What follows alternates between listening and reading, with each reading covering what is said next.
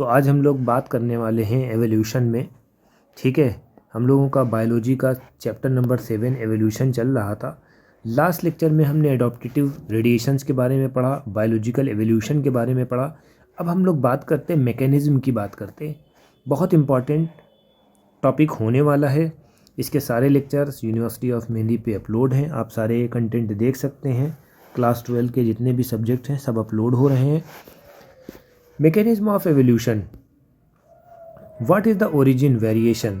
How does the speciation occur? Even the Mendel talk about the inheritable factor. ठीक है, किसके बारे में बताया था? फिनोटाइप्स के बारे में बताया था। फिनोटाइप्स का मतलब यानी कि जो हमारा फिजिकल अपीयरेंस होता है वो। Darwin either ignore this observation and keep silence in the first decade of 20th century के फर्स्ट डेकेड्स में ह्यूगो डिवरीज ने बताया। ठीक है, idea of mutation. Hugo de Vries ने आइडिया ऑफ म्यूटेशंस के बारे में बताया और बताया कि जो लार्ज डिफरेंस होता है वो अराइज होता है सडनली इन ए पॉपुलेशन। ठीक है, कभी कभी पॉपुलेशन में, ठीक है, वो लार्ज डिफरेंस भी अराइज हो जाता है। ही believe that it is a mutation that cause evolution not mirror variation. Evolution का मतलब क्या होता है? विकास होना।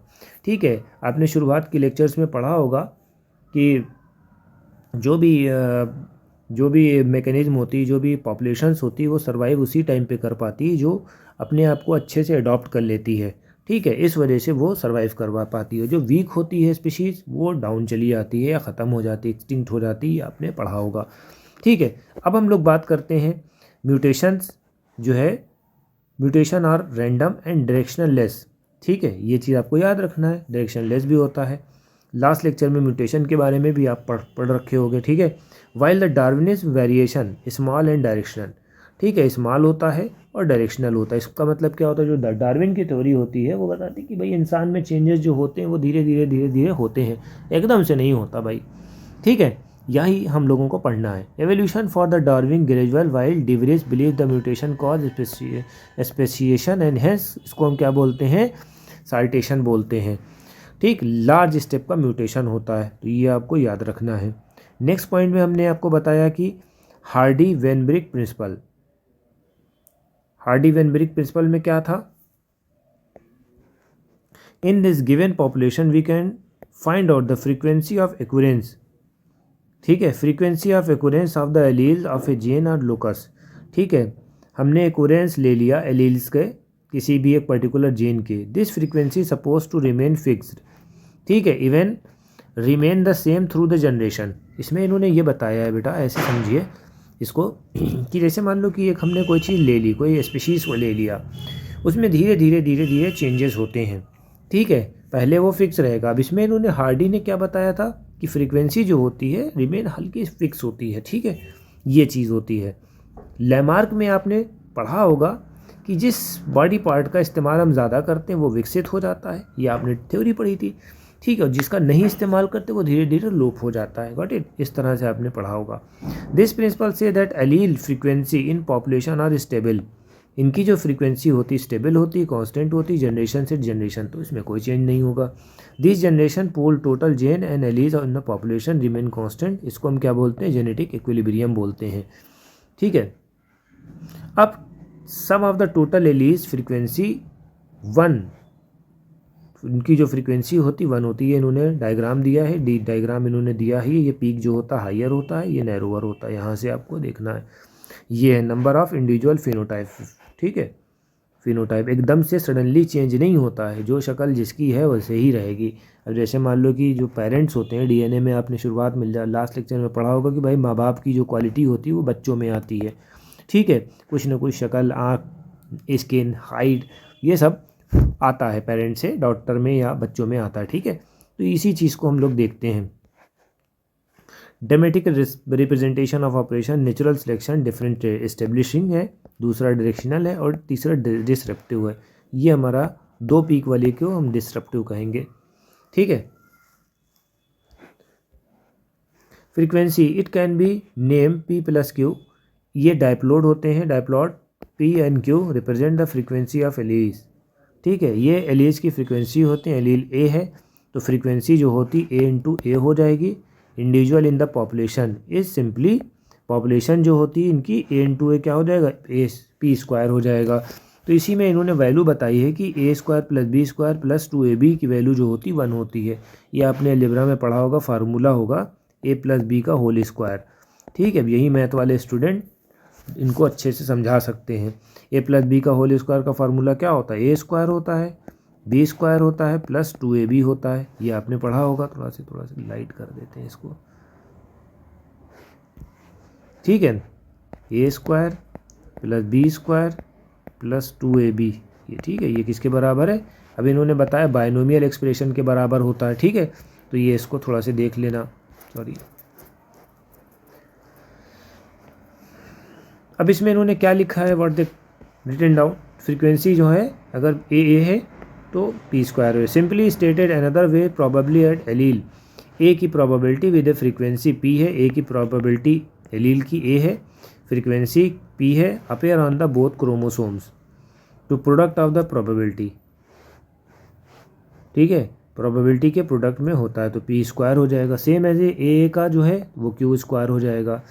ठीक है, और ए कैपिटल ए और स्मॉल ए का क्या हो जाएगा, पी क्यू हो जाएगा। तो इस तरह से आपको करना है। ये हमारा बायनोमियल एक्सप्रेशन है, ये आपको थोड़ा सा देखना पड़ेगा। Disturbance in genetic equilibrium and Hardy Weinberg equilibrium change the frequency of alleles in the population, then be interpreted as a result in evolution. 5 factors होते हैं are known as affected Hardy-Weinberg. These are the gene migration to gene flow. Gene का migration होता है, gene का flow होता है, genetic drift होती mutation होता है, जेनेटिक रिकॉम्बिनेशन होता है और नेचुरल सिलेक्शन होता है। ठीक है, तो ये आपको याद रखना है। When the migration of the section of the population one place to another place, population occur होती है। ठीक है, माइग्रेशन जब होता है एक पॉपुलेशन का दूसरे प्लेस पे, तो वहाँ पर जो है पॉपुलेशन होती है, जीन की फ्रीक्वेंसी चेंज होती है। ठीक है, न्यू पॉपुलेशन आती है। ठीक, ये आपको याद रखना है। Gene alleles are added to the new population, जो जीन्स के एलील्स होते हैं वो न्यू पॉपुलेशन के साथ जुड़ जाते हैं। And lost from the old population, old population चली जाती है।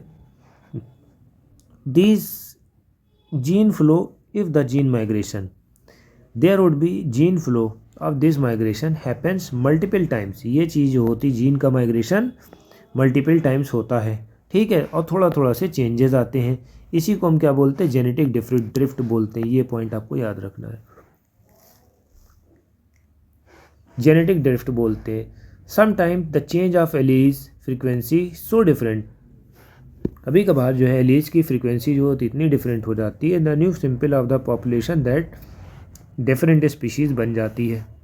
ठीक है, इसमें क्या कहा जा रहा है कि कभी कभी स्पीशीज़ जो है चेंज हो जाती है, एलीज की फ्रीक्वेंसी इतनी चेंज हो जाती है, इतनी अलग हो जाती है कि एक अलग स्पीशीज़ बन जाती है। Original drift population become a founder and effect को हम क्या बोलते हैं, फाउंडर इफेक्ट बोलते हैं। Microbial experiment show that the pre existing advantage mutation when the selected will result observation new phenotype, over the few generation this would be result speciation. ठीक है, natural selection is a process in which heritable variation जो enable करता है, reproduce करता है, leave करता है great number of progeny. Critical analysis make us believe that variation due to mutation, variation due to recombination ये होता है। ठीक, तो ये चीज़ आपको याद रखना है। अब यही फ्लो होता है जेनेटिक ड्रिफ्ट का, change in frequency of genes and alleles in future generation. Future generation के लिए थोड़ी थोड़ी सी फ्रीक्वेंसी जीन और एलीज की चेंज होती रहती है। ये आपको पॉइंटर्स में ऐड करना पड़ेगा। ठीक है, इसमें थोड़ा थोड़ा से चेंज होता रहता है। अभी जैसे मान लो कि बाप दादा हैं, ठीक है, बाप दादा हैं समझो, उनके बेटे हैं, फिर उनके बेटे, थोड़ा थोड़ा से चेंज होता रहता है। ठीक है, ये चीज़ याद रखना।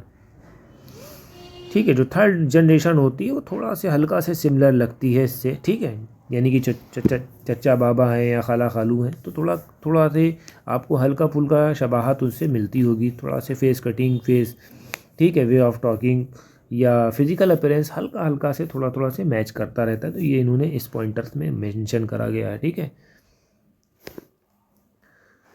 Coupled to enhance the reproduce success and natural selection make it different population. Natural selection can be lead stabilization. Directional changes, more individual acquire value than main characters. Disruption, ठीक है। तो इस तरह से ये आपका टॉपिक हो गया है।